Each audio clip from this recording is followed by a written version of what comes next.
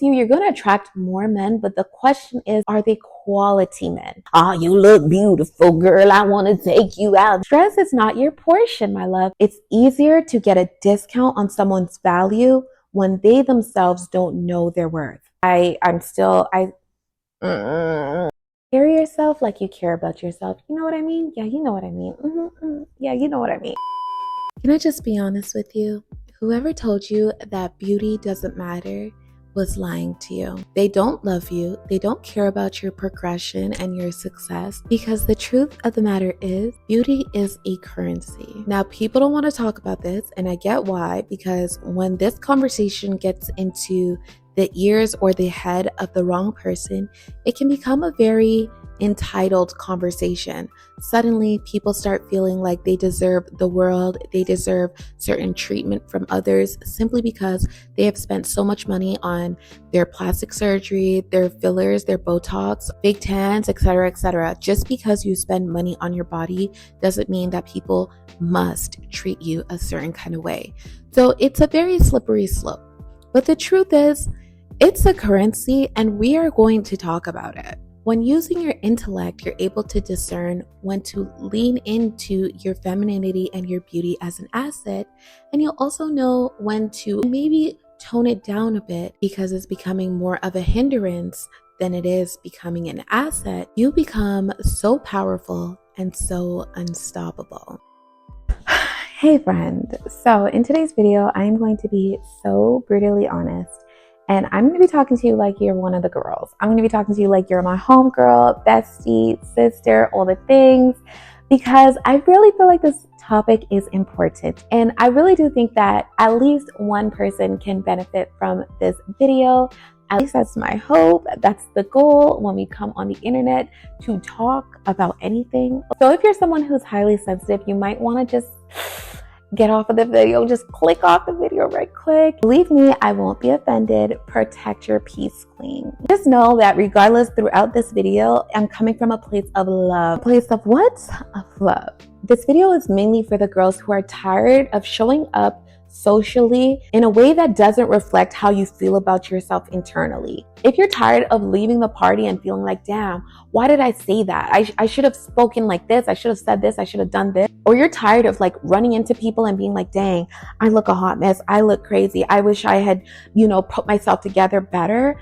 This video is for you, because the truth of the matter is that anybody can show up more beautifully. Anyone can become more beautiful and show up in a way that makes themselves more proud. I have a bachelor's degree in finance. My entire education and career background is in finance and accounting. So I am no expert on socioeconomics and psychology. I did take those two courses in university, but they were more so of electives because I was interested in them and not necessarily a requirement. So disclaimer when I say I'm not the end all be all expert here on socioeconomics. So take from this video what applies and what affects you in a positive way that inspires growth, and leave the rest, as I would encourage you to do that with every single video you come across on this internet. Now, although that's not what my career is predicated on, I have not done years and years of research and dissertations on the correlation between how you present yourself and the opportunities that you have been given in life. I will say I would consider myself to be a pretty smart and analytical girly, and I have lived this. I have lived a life of glow up, and the experiences and access to opportunities that I have gotten now as I've done the work, as I have invested in myself both internally and externally. The experiences that I get now versus years ago is night and day. And I know that it's because I invest in myself. I know that it's because I put an effort in the way that I present myself in the world. I am not oblivious to this. And that's one of the reasons why I want to talk about this, because people who have lived it, people who have experienced some sort of glow up or transformation, both physically and mentally and spiritually, they're able to tell you the difference in the quality of their life because they have lived it. But it's almost like society doesn't want us to talk about this. It's almost as if it's taboo to speak about beauty and how it is a currency to the quality of your life. People don't want women to speak about this, and I have some theories. It's easier to get a discount on someone's value when they themselves don't know their worth. It's more of a power position to be around someone who possesses a currency that is very powerful and very valuable, but they don't know how valuable and how powerful it is. But I think the second reason why it's taboo to speak about this is because when this conversation gets into the mind of the wrong person, it can lead to a very superficial and entitled energy. People start feeling like you should treat me a certain way, well, because I look good. And that's not the premise of this video. That's not what I'm trying to get at here. If you want to be perceived as more beautiful in this world, you have to work on your intellect. I'm talking about emotional intelligence as well. You have to read more. Reading more not only expands your mind and your horizons, and it just opens up a whole new world for you, it also helps you to become more articulate. It allows you to communicate in a way that is more graceful and more reflective of how you truly feel, and you're not a prisoner to just the words that you have available. You're more so a prisoner to those small words because you're not able to truly express yourself in the way that you really feel, in the way that your beautiful heart thumps, and the way that your beautiful mind thinks. You're unable to get those words out because you're stuck. So reading more allows you to be more beautiful with your communication, which in turn allows people to feel more warm, more safe, more loved, more understanding of what it is you're trying to communicate. I would also argue that if you are conventionally attractive, you tend to attract more than the average person would attract. And thus, you have more people to decipher through to figure out if their intentions with you are pure or not. You have way more opportunities of people who want to use you for their own vanity and ego purposes. That's when you run into girls who are like, oh my God, you're so pretty, let's be friends. That's when you run into men who want to conquer you more than try to get to know you on a mental and spiritual and emotional level. They more so are trying to get to know you and try to date you to see if they can conquer a woman who looks like you only for their own ego purposes, because they want to be able to use your currency. Remember what I said earlier about when you have a currency that you don't know you have, people are able to exploit it. They're able to take it for granted. They're able to get a discount on the value you possess because you don't know yourself the power that you possess. Someone's going to say, oh no, if I'm beautiful, then that's enough of a currency because I'm going to attract the right man who's going to open all the doors for me. I promise you, you're going to attract more men, but the question is, are they quality men? You're not going to manifest abundant and powerful and quality opportunities if you're not working on the intellect that goes hand in hand with your beauty. So there really is no purpose of even talking about your hair, your makeup, your clothing choice if you're not talking about your intelligence first. We live in a world that tries to perpetuate this idea that if you talk about beauty, if you care about your beauty, that you're vain and that you're superficial and you lack substance. To me, I feel like it's the furthest thing from the truth. Your beauty is nonverbal communication, not just the things that you can see physically, but the energy that you exude. Your beauty is warm and welcoming when you take time to work on it. It's also a sign of respect. If you gifted someone a house and you came back years later, they had vandalized the house. They have turned it into the abando. There's graffiti all over the walls. There's garbage all over the floors. The house has been defaced and treated like trash. The landscaping hasn't been taken care of. Would you not think that they didn't respect the house, the gesture? Of course you would. And that analogy is a perfect example of what your body is to your soul. Your body houses your soul, and your body is a gift from God. And so when you take care of your body, when you feed your body with good fuel and you groom your body, you wash your body and you're clean, these are all signs of gratitude. They are signs that you respect your body, you respect the gifter of this body, you respect that this body houses your spirit, and you respect the people who will have interactions with your body. the jobs that you get, the opportunities that you get, the doors that are open for you. There's a reason why when you're going to a job interview, you're encouraged to take care of your hygiene and dress a certain way, dress professionally, because your appearance, your clothing, the way that you carry yourself speak for you in ways that you are not speaking verbally and explicitly and directly, but they're speaking for you nonetheless. We're also visual creatures. We constantly make assumptions based off of what our eyes can see on a subconscious and a conscious level. There's a reason why if you were to go on a first date and your date showed up with pajamas on, last night's dinner on his shirt, he still has sleep in his eyeball, a little bit of drool on the side of his face, you're gonna go home and you're gonna tell your homegirl, girl, why did he show up looking a hot mess to come pick me up? This man is disrespectful. He doesn't care about me. He doesn't want to impress me. He doesn't care about the interaction that we're about to have together. When you put yourself together, it's a sign of respect to your peers. It's saying, I care about being in your presence and I want to look presentable for you. I want to put myself together to be in your presence because I respect you that much. I care about how you will perceive me. Just that much. And when you say that you care about others, others care about you. I'm even going to say this, and I know that some of my girls can relate. When I look a hot mess, I get catcalled more. Hoo-doo, I get ayo, ayo, because the barrier of entry looks so low on me. They're going to shout at me from across the gas station. They're going to tell me, oh, you look beautiful, girl. I want to take you out, da, da, da. Knowing that they don't have much to offer me and I clearly look like I don't need much. That's why when you look a hot mess, you probably get approached way more, but it's not by caliber men. You just look so low maintenance. You look like you don't take care of yourself, so they don't need to take care of you when they come into your life. The barrier of entry is so low. The standard is on the ground.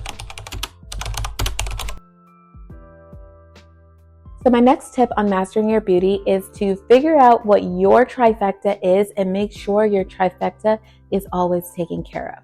My trifecta when it comes to physical beauty is hair, face, and clothing. When these three things are taken care of, I feel more comfortable and I feel like I look put together, even if mentally I'm like overwhelmed, I'm anxious, I've got a lot going on, I'm scattered. I still look like I'm put together because my hair is done, my face looks good and neat, and my clothing looks good and neat as well. Now, face doesn't always have to be makeup, although I will touch on makeup. For me, the most important part is to fixate on skin. Whether you have makeup on or no makeup on, your skin has to be a priority. If you've got all these bumps, your makeup application isn't going to be smooth. It's not going to look that great. If I have a scar or two on my skin, that's one thing. But one thing you're not going to see is active acne on my skin. And this is something that I've had to really prioritize over the years. Something that you can do straight from home that doesn't cost a lot of money is simply eat cleaner. The two are directly correlated. You have to limit your sugars. You have to limit your fried foods. If you're someone who drinks soda and slushies and ice cream and lots of dairy, all those foods, I hate to break it to you, but you gotta check them out.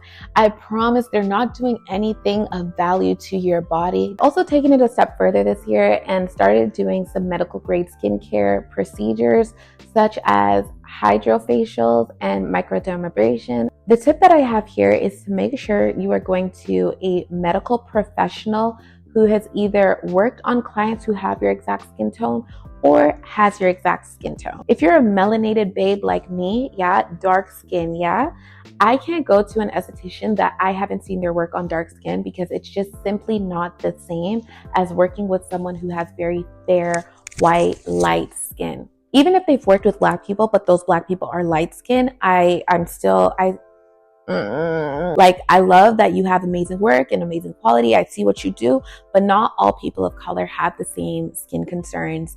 And for someone like me who scars very easily and deals with hyperpigmentation, I would be completely remiss to go to someone who hasn't displayed that they know how to handle skin that tans very easily. If you catch me in the wintertime in Toronto, I'm going to be giving Megan Good. You catch me in a summertime in Dallas, I'm giving Lupita Nyong'o. I have range, baby. I have a range.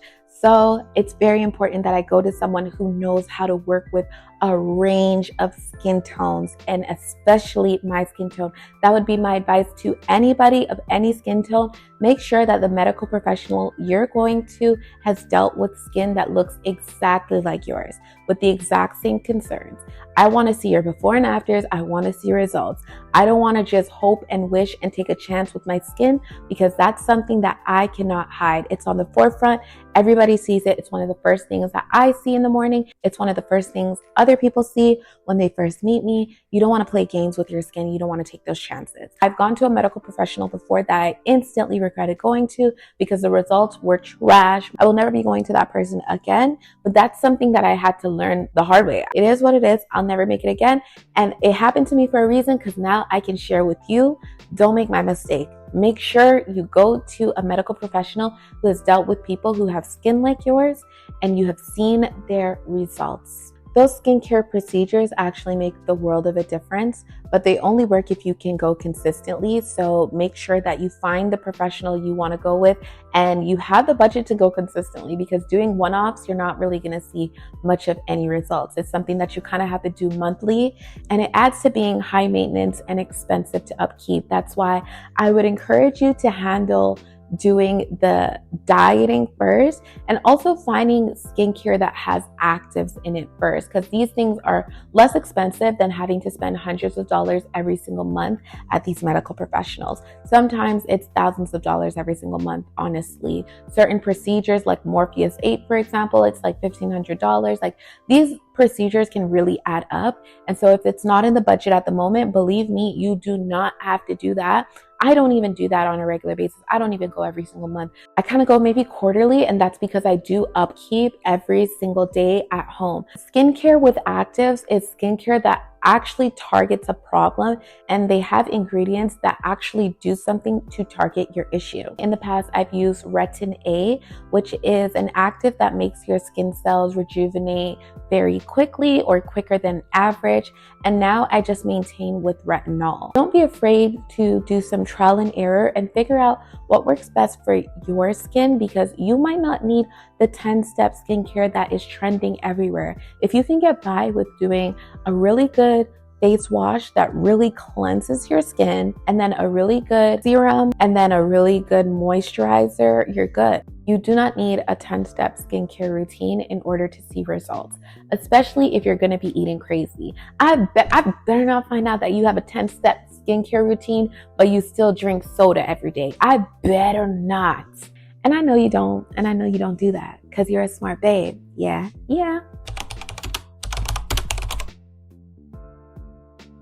Moving on to the next part of the trifecta, which would be hair. When your hair is taken care of, you look like you tried. You look like you put forth an effort. You look like an intentional being, okay? My favorite hack with hair is to do things that allow me to look high maintenance, even though it's very low maintenance to do. Do the hard work up front when you have the time, so that later on when you're in a rush, you look like you tried and you put yourself together, and people are wondering, how does she look put together all the time? If you are a babe who loves protective hairstyles, get yourself some braids, get yourself some extensions, get yourself a unit, do something to your hair that allows you to look like you put in an effort throughout the entire month, so you only did the high maintenance thing once that month. So when it comes to outfit, I personally like to dress in a way that is clean, simple, crisp. Growing up, my mom always used to emphasize, it doesn't matter how much your outfit costs. It needs to look neat and elegant. It can cost $80 from the department store. It can cost $8,000 from a luxury brand.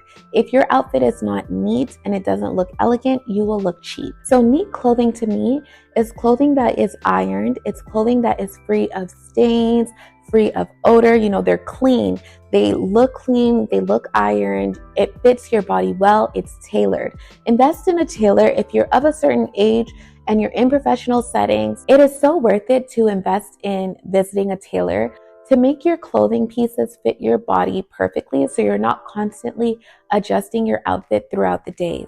Especially if you have a curvy body. I always have a gap at the back of my jeans, And that used to bother me a lot, so I used to avoid wearing jeans until I just figured out, oh, I can just get a tailor. They put little 2 darts at the back of my jeans so that I don't have that little gap. Or I buy jeans that are a little bit stretchier, but learn how to buy clothing that fits your body type. Look into your kibby body type to find your personal style that accentuates parts of your body that you probably favor and you like more than others. Another hack that I love to do is wear monochromatic outfits when I don't know what to wear or I want to look put together but I don't know what the dress code is. You can never go wrong with an all black outfit, an all white outfit, an all red outfit, an all tan outfit, an all blue outfit. I love a periwinkle blue, baby. You can never go wrong with a monochromatic outfit. You look so put together and so intentional even though you didn't have to try. The same thing goes for wearing sets. Sets to me are so easy. I don't have to think about it. I don't have to try. I pick up one top. I know exactly what bottom I'm going to wear with it because I bought it together. It's just mwah. These things just help you to look put together in cases that you might not know what the dress code is, or you don't want to overthink your look and your outfit and you want to focus on other things, or you have to get ready very quickly. When in doubt, go for a monochromatic look or a matching set and make sure that it's clean, it's ironed, and it fits your body well, and you will look so put together. All right, so next we're going to talk about hygiene, because it doesn't matter how beautiful you look on the outside. If you smell bad, that's all that's going to be remembered of you in spaces that you occupy. There's nothing worse than a girl that looks so gorgeous but opens up her mouth to speak and the breath is kicking, the body is looking so good, but she walks past and you're like, I know that fine girl did not just smell like onions and garlic. Ain't no way. And that's not to say that that person isn't taking care of themselves. They clearly look good, so they care about themselves and their body, but they're just not using the right products. Sometimes the reason why people smell bad just a few hours after taking a shower, 12 hours, 10 hours, even 5 hours after taking a shower, is because they're using a body wash instead of a soap, specifically an antibacterial soap. And the two are not the same. A lot of body washes focus on the fragrance, they focus on moisturizing your skin, whereas an antibacterial soap is focused on cleaning your skin. And the whole purpose of you getting into the shower is to clean your skin.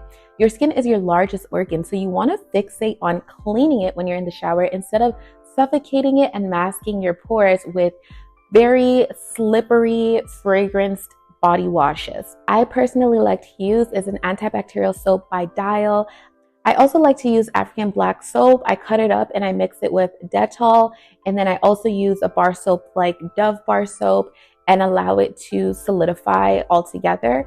I don't know if it's just an African thing or just a Ghanaian thing, but I know that that is a little soap remedy that a lot of Ghanaians I knew growing up used. They would cut up a bunch of different soaps that they preferred, mix it all together and allow it to solidify again, and leave it in a tub of like an old margarine tub or old ice cream tub or something, and when you go to take your shower, you just dip your sponge in it and you wet your sponge after that and you shower, you get all lathered up, you be all clean, all squeaky clean. The skin just you feel the difference on your skin when you use an antibacterial soap as opposed to using a body wash. I used a body wash earlier this year because I got some in PR and I was on a trip. Let me save you from the details. Basically, I decided to bring my body wash instead of my bar soap. And tell me why I developed eczema on my skin. I don't get eczema on my skin, but my skin was suffering. It was not feeling super clean. I constantly had to take multiple showers throughout the day because I felt gross. And that really shouldn't happen. There's no reason why you take a shower in the morning and 12 hours later you feel gross and need to take a shower. Now, if you're going to take a shower just because you're winding down, it's part of your routine, and you just feel better like that, that's one thing. But to feel like you have to take a shower because you feel gross, you feel like your pores are sticky or clogged or something, that's not normal. At least for me, because if you're using an antibacterial soap, you're actually getting that bacteria off of your skin. If you're using a body wash, it's more so masking the bacteria. Yes, it gets some of it off because you're still using your loofah, but not most of it, definitely not all of it. And what a lot of people don't know is that sweat itself doesn't smell bad. It's the bacteria when it combines with your sweat that makes you smell like BO. And so if you're showering in the morning and you're getting that bacteria off of your skin, later, 12 hours later, even if you've worked out, you've been sweaty, you've been active all day, you're not going to smell funky. You're going to want to take a shower and get clean just because you're a clean girl and you do your routine and all of that fun stuff. But you're not going to be sweaty, disgusting, nasty, smell like BO because you took off all that bacteria off of your skin just 12 hours ago. A perfect example I think of to explain this is when in middle school, the boys first started to smell like BO and they discovered Axe body spray. So after gym, they would spray themselves with the Axe body spray and it would smell nice in the moment, but just a few minutes later, a few hours later, come that afternoon, they smelled funky again. They smelled so funky. And it's because they didn't really get rid of any bacteria. They were just masking it with Axe. And while body wash is a bit different because you're actually in the shower and you're getting a little bit of that off, you're still not getting it all off. You're still kind of masking your pores and your skin with fragrances and oils and moisturizer.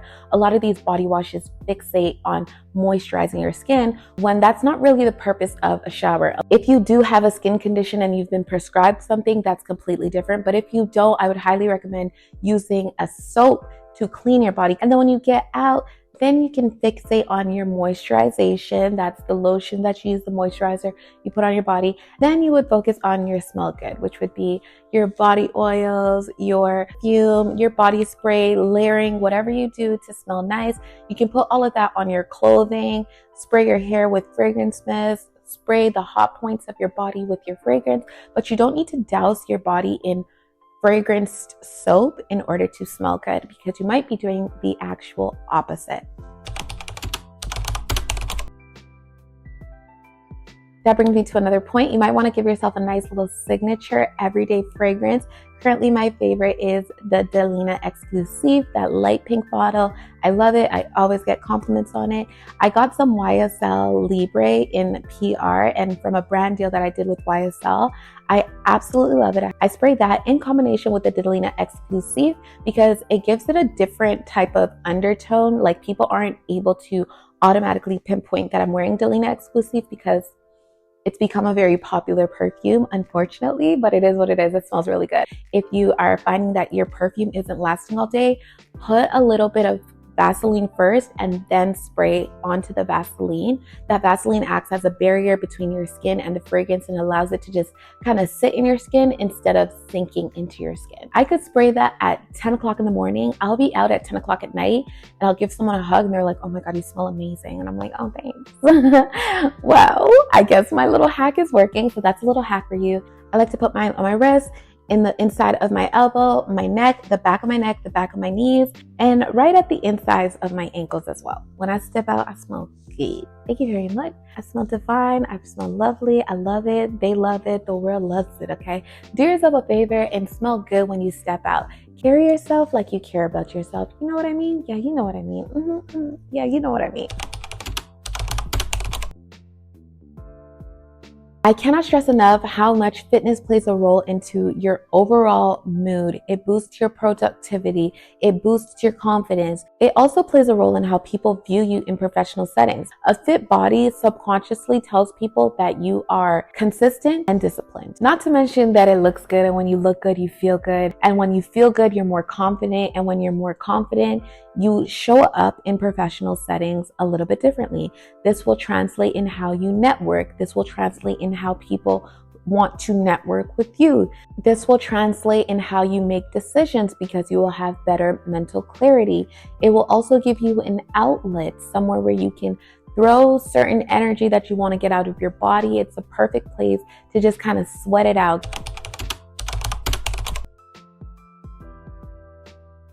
And my next tip is to make sure you're incorporating some sort of faith, spirituality, a relationship with God, a relationship with a higher power into your daily routine and daily regimen. Because you can do all the beautiful things in the world, but if you are not right within on a spiritual level, you will never know peace. You must have some sort of relationship with God, with a higher power, with someone, something bigger than yourself in order to know that everything is going to be okay. You're not going to believe that the greater good is happening for you if you don't believe in something bigger than yourself. I have found that anytime I'm stressed out, it shows up on my face. I'm inflamed. My face is puffy. My arms even get puffy. Like I'm so inflamed. It's not feeling feminine. It's not feeling beautiful. It's not giving allure. But when I pray, when I bring my problems to God and I put myself in a period of being zen and being grateful and expressing gratitude, it's almost as if that inflammation just slowly starts to leave my body because I have given my stress away. I've given my stress to God. He said, don't worry. He's reminded me that everything's going to work out. Life is beautiful. Life is stress-free. Life is sweet. Life is good. What is stress? We don't know her.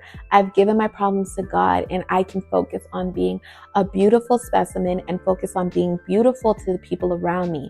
That's the goal. That's the hope, to leave people better than you found them. And you can do that when you are leaving your stresses at the door. You're giving them to God. He's giving you reassurance. He's reminding you of how good life can get if you just trust him, you rely on him.